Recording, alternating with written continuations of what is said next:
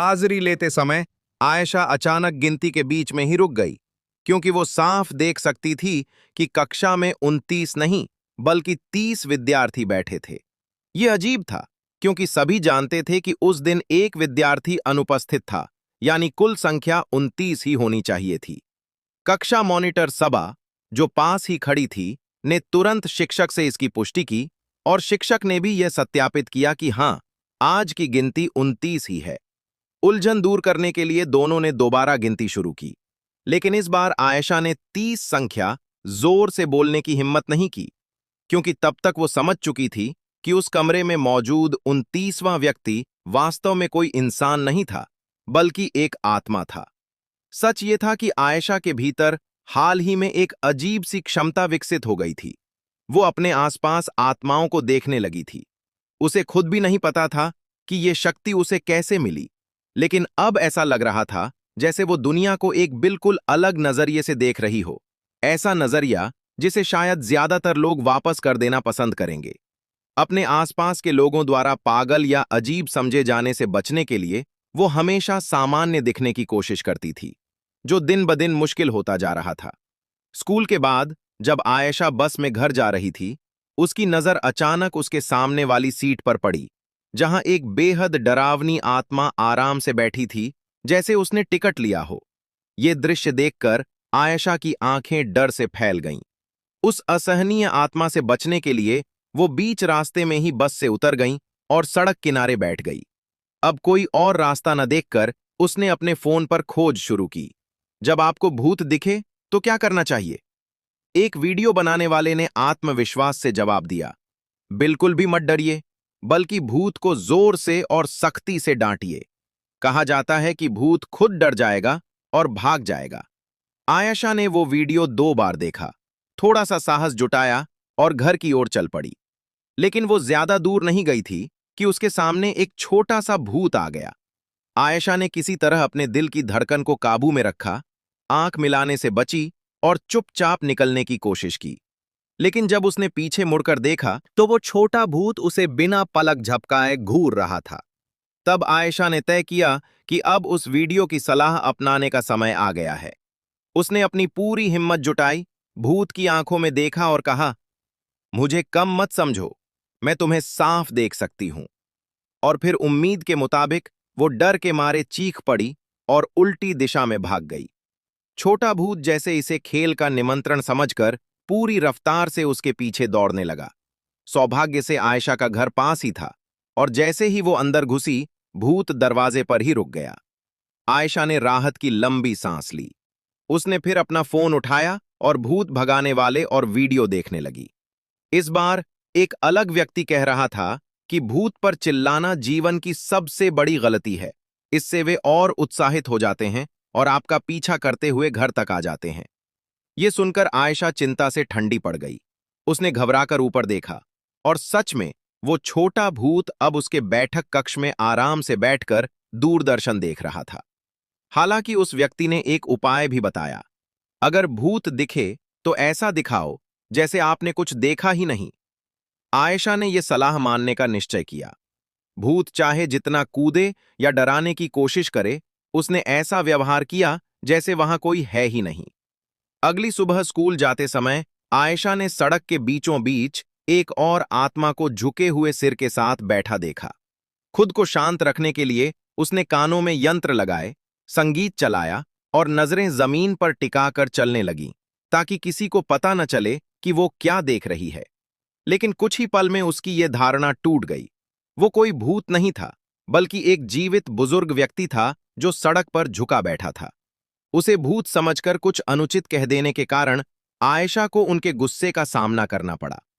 उसने तुरंत हाथ जोड़कर माफी मांगी, अपना बैग उठाया और वहां से जल्दी निकल गई। इस घटनापूर्ण सुबह के बाद आयशा स्कूल के द्वार पर पहुंची, जहां उसकी मुलाकात कक्षा मॉनिटर सबा से हुई। वो मुस्कुराते हुए उसके पास गई, लेकिन उसकी मुस्कान तुरंत जम गई, क्योंकि उसने देखा कि एक भूत का हाथ सबा के कंधे पर रखा हुआ है। कोई और विकल्प न होने के कारण आयशा ने सामान्य व्यवहार किया और सहजता से पूछा कि वो पिछले दिन स्कूल क्यों नहीं आई थी। सबा ने बताया कि वो पूरी रात एक कब्रिस्तान में प्रार्थना समारोह में थी। आयशा तुरंत समझ गई कि वहीं से वो आत्मा उसके साथ आ गई थी। दोपहर के अवकाश में आयशा ने चुपके से अपने फोन पर भूतों से छुटकारा पाने के तरीके खोजे।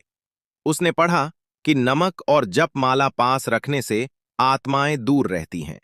इसलिए जब सबा ध्यान नहीं दे रही थी, आयशा ने चुपचाप उसके कंधे पर थोड़ा सा नमक छिड़क दिया। शुरुआत में तो कुछ नहीं हुआ, लेकिन बाद में उसने देखा कि भूत का हाथ सबा के कंधे से गायब हो गया है। उसे अंदर ही अंदर राहत महसूस हुई। उसी दिन स्कूल के सांस्कृतिक समारोह के लिए एक चयन प्रक्रिया हो रही थी, जिसमें सभी कक्षा मॉनिटर मंच पर इकट्ठा हुए थे। जब सबा की बारी आई, तो उसने पूरे विश्वास से कहा कि उसका दायां हाथ बहुत भाग्यशाली है और वो निश्चित रूप से कुछ अच्छा चुनेगी। लेकिन आयशा का ध्यान फिर से उस भूत के हाथ पर चला गया, क्योंकि वो वापस आ चुका था। उसके मन में एक अजीब डर बैठ गया कि कुछ बुरा होने वाला है। उसी समय मंच के किनारे खड़े दो विद्यार्थी आपस में उसी भूत के हाथ के बारे में फुसफुसा रहे थे। पता चला कि वे भी आयशा की तरह आत्माओं को देख सकते थे। उन्होंने महसूस किया कि सबा के पास मौजूद वो आत्मा कोई साधारण उपस्थिति नहीं थी। ये स्पष्ट रूप से बहुत खतरनाक था। कुछ ही क्षण बाद आयशा ने एक और आत्मा को देखा, जो धीरे धीरे तैरती हुई आई और सीधे कक्षा अध्यापिका के पास जाकर उनसे बिल्कुल सट गई और ध्यान से उनके पेट की ओर देखने लगी। कोई और उपाय न देखकर आयशा ने तुरंत पेट पकड़कर दर्द का बहाना बनाया और बोली, मैडम, मेरे पेट में बहुत तेज दर्द हो रहा है। सबा और अध्यापिका तुरंत उसे वहां से बाहर ले गईं, जो कि वास्तव में आयशा की योजना ही थी। मंच पर खड़े दोनों विद्यार्थियों ने ये सब होते हुए देखा और उन्हें पूरा यकीन हो गया कि आयशा भी भूत देख सकती है। इसकी पुष्टि करने के लिए उनमें से एक लड़की, जिसका नाम जारा था, आयशा के पास आई और बोली कि चलो सब मिलकर एक चित्र लेते हैं। उसने आयशा और सबा का चित्र लिया और उन्हें दिखाया। आयशा की नजर सीधी उस चित्र में दिख रहे भूत के हाथ पर गई, लेकिन उसने अपने चेहरे को पूरी तरह सामान्य बनाए रखा, जैसे उसने कुछ भी असामान्य नहीं देखा हो। जारा थोड़ी निराश हुई और ये सोचकर चली गई कि उसका अंदाजा गलत था। लेकिन दूसरा विद्यार्थी, जिसका नाम फाद था, हार मानने के लिए तैयार नहीं था। उसे अभी भी विश्वास था कि आयशा भी उनकी तरह है, एक ऐसी व्यक्ति जो आत्माओं को देख सकती है। इसलिए फाद ने उसे एक पुरानी घटना के बारे में बताना शुरू किया। उसने कहा कि कई वर्ष पहले इसी विद्यालय में एक भयानक दुर्घटना हुई थी। एक इमारत अचानक ढह गई थी, जिसमें लगभग 50 विद्यार्थी और शिक्षक मारे गए थे। सबसे भयावह बात यह थी कि यह घटना ठीक उसी दिन हुई थी जिस दिन सांस्कृतिक उत्सव होता है। कुछ अभिभावक भी, जो वहां कार्यक्रम देखने आए थे, मलबे के नीचे दबकर मारे गए थे। उस दुर्घटना के बाद से कई आत्माएं विद्यालय के अंदर ही फंसी रह गई थीं। लेकिन क्योंकि वे अपने जीवन में सामान्य लोग थे, उनकी आत्माएं बहुत शक्तिशाली नहीं थीं और वे विद्यालय की सीमा से बाहर नहीं जा सकती थीं। हालांकि हर वर्ष जब सांस्कृतिक उत्सव का समय आता, ये आत्माएं बहुत अधिक सक्रिय हो जाती थीं। तब उसने एक अजीब सा विचार प्रस्तुत किया। उसने कहा कि यदि इस वर्ष वे एक भूतिया घर का आयोजन करें, तो सभी आत्माएं एक ही स्थान पर इकट्ठा हो जाएंगी और पूरा आयोजन अपने आप चलता रहेगा।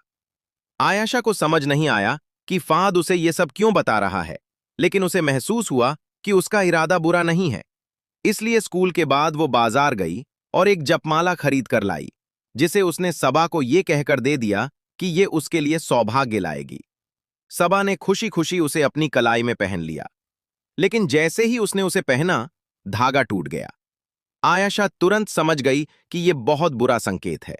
सबा से चिपकी हुई आत्मा ने उस पवित्र माला को तोड़ दिया था, और जब उसने दोबारा देखा तो पाया कि सबा की कलाई पर रखा भूत का हाथ अब पहले से काफी बड़ा हो चुका था।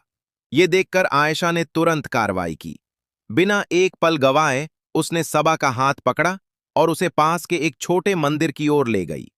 उसने सबा को विश्वास दिलाया कि वहां सच्चे मन से प्रार्थना करने से उसका भाग्य बदल जाएगा। सबा ने उस पर पूरा विश्वास किया और आंखें बंद करके श्रद्धा से प्रार्थना करने लगी। लेकिन जब आयशा ने पीछे मुड़कर देखा, तो उसने वही आत्मा मंदिर के द्वार पर खड़ी देखी जो पहले सबा से चिपकी हुई थी। सबसे बड़ी राहत की बात यह थी कि अब वो सबा के शरीर से अलग हो चुकी थी। आयशा ने राहत की सांस ली, लेकिन कुछ दिनों बाद कक्षा अध्यापिका बीमार पड़ गईं। वे प्रसव के बहुत करीब थीं। जब आयशा ने उन्हें देखा तो उसने पाया कि उनके पेट के चारों ओर कई भूतिया हाथ मंडरा रहे थे। वो पूरी तरह घबरा गई और समझ नहीं पाई कि क्या करे। तभी फाद उसके पीछे आया और धीरे से बोला, डरो मत, ये आत्माएं नुकसान पहुंचाने नहीं आई हैं, बल्कि इनकी रक्षा कर रही हैं। ये सुनकर आयशा ने धीरे से सांस छोड़ी और उसकी घबराहट थोड़ी कम हुई। अगले दिन कक्षा में फिर से उत्सव के कार्यक्रम के लिए मतदान हुआ। क्योंकि सबा पहले अच्छा कार्यक्रम चुनने में असफल रही थी, सभी ने तय किया कि इस वर्ष का कार्यक्रम भूतिया घर ही होगा। उसी समय प्रधानाचार्य कक्षा में आए और खुशखबरी दी कि रहाना मैडम ने एक स्वस्थ पुत्र को जन्म दिया है। पूरी कक्षा खुशी से झूम उठी। प्रधानाचार्य ने यह भी बताया कि मैडम अब अवकाश पर रहेंगी और उनकी जगह एक अस्थायी शिक्षक कक्षाएं लेंगे। जब नए शिक्षक कक्षा में आए तो सभी ने एक लंबे, आकर्षक और सुंदर युवा पुरुष को देखा। लगभग हर लड़की बहुत खुश दिखाई दी, कुछ तो उत्साह से जैसे हवा में उड़ रही हो। लेकिन आयशा मुस्कुरा नहीं रही थी। उसकी नजर उस चीज पर टिकी हुई थी जो नए शिक्षक फरहान सर के ठीक पीछे खड़ी थी। वो एक गहरे काले रंग की आत्मा की छाया थी जो हमेशा उनके साथ रहती थी। किसी से बात नहीं करती थी, बस चुपचाप हर जगह उनका पीछा करती थी, जैसे दुनिया की सबसे वफादार और डरावनी परछाई। अगले दिन सबा और दिशा के नेतृत्व में कक्षा ने भूतिया घर की सजावट शुरू की। विद्यालय की लगभग हर आत्मा उस स्थान की ओर खिंची चली आ रही थी, जैसे वे भी इस उत्सव का हिस्सा बनना चाहती हों। यह पहली बार था जब आयशा ने इतने सारे आत्माओं को एक जगह इकट्ठा देखा था। उसके भीतर डर था, लेकिन उसने अपने चेहरे को पूरी तरह शांत रखा, क्योंकि अब वह ये दिखा